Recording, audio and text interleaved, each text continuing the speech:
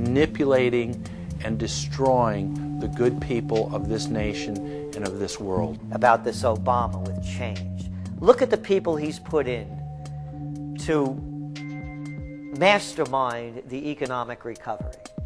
Larry Summers. I love it. Every time they talk about Larry Summers, he's always brilliant. He's another brilliant one.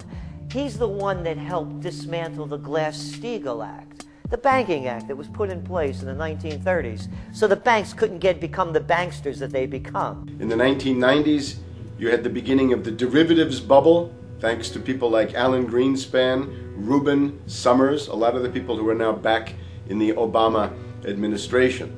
And the derivatives, I think, are the centerpiece of this entire problem today. These are the same people. Geithner from the Treasury Department. Could you imagine that? Now we have the U.S. Treasury Secretary, who also is a Robert Rubin protege of the Larry Summers group, that dismantled Glass-Steagall and broke apart the regulations that would have prohibited the banks and brokerages from becoming these criminals. He was the former president of the New York Federal Reserve, and now he's our Treasury Secretary. And as we all know, the Federal Reserve is as federal as Federal Express. It's a private bank. And now we've put this guy in charge of it? I mean, Wall Street has hijacked Washington in broad daylight. Every single one of his appointments support the status quo.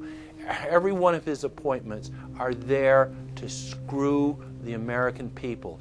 Every single one of his appointments are people who are working to bring down the Republic and the Constitution of this country. Secretary of the Treasury, Timothy Geithner, Bilderberg Group and Trilateral Commission member. Secretary of State, Hillary Clinton, is a Bilderberg and CFR member. She is also married to Trilateral Commission member William Jefferson Clinton. Ambassador to the United Nations, Susan Rice, Trilateral Commission. National Security Advisor General James L. Jones, Bilderberg, Trilateral Commission, and CFR.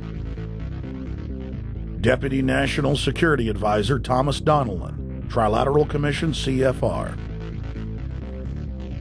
Special State Department Envoy Henry Kissinger, Bilderberg Group, Trilateral Commission, and CFR. Chairman, Economic Recovery Committee, Paul Volcker, Bilderberg Group, Trilateral Commission, Council on Foreign Relations. The Director of National Intelligence, Admiral Dennis C. Blair, Bilderberg Group, Trilateral Commission, CFR. Secretary of Defense Robert Gates, Bilderberg Group, Trilateral Commission, CFR. Deputy Secretary of State James Steinberg, Bilderberg Group, Trilateral Commission, CFR. State Department Special Envoy Richard Haass, Bilderberg Group, Trilateral Commission, and President of the CFR. Obama Presidential Advisor Alan Greenspan, Bilderberg Group, Trilateral Commission, CFR. State Department Special Envoy Richard C. Holbrooke, Bilderberg, Trilateral, CFR. And the list goes on and on. Even if Barack Obama were the most wonderful person in the world, he was groomed and brought to power by the global elite to carry out their agenda. Humanity must look past Obama and realize that presidents come and go, but the shadow government and their program of global enslavement continues. How could people be so stupid and gullible to believe a bunch of political people?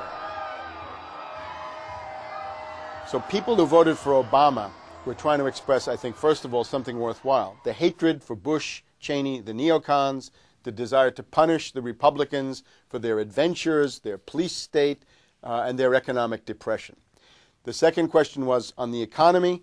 People felt that Bush was selling them down the river into a world depression. He is, of course, the new Herbert Hoover in that regard, so they were trying to get something different from that.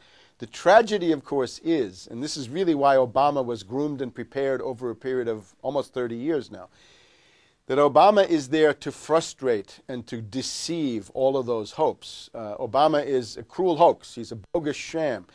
He's an absolute denial of everything that you'd expect from an American president. It is very disturbing to see well-meaning people falling for high-tech propaganda over and over again. It happened after 9/11. The American people en masse were swept into a mob psychology, irrationally throwing their common sense to the wind and doing whatever the administration told them to. The general public eventually caught on to the fact that George W. Bush was a deceitful thug and that the economy was in free fall. In the midst of it all, Barack Obama was there, speaking out against the abuse of the people at the hands of the establishment. With the election of Barack Obama, the world rejoiced that the United States was no longer in the hands of madmen. But unfortunately for humanity, this was another vicious fraud. I want to like the guy. He speaks gently, he's intelligent, he seems to be a man of peace. He is just as charismatic as they come. But you know what?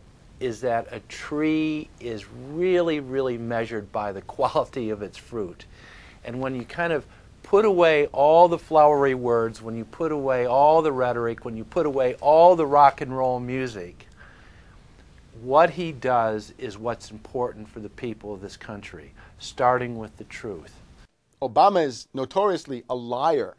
He promised that he would get out of Iraq, I think within 16 months at some point. We had Samantha Power telling the Scotsman that he wouldn't be bound by those promises, and sure enough, he's now not going to be bound by those promises. Obama pledged in hundreds of speeches and interviews that within 6 months of being elected, he was going to bring our troops home from Iraq.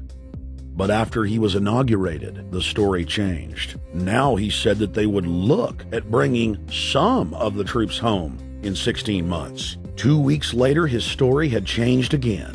Now the administration would look at bringing the troops home in 23 months. Well, Obama's already fudging.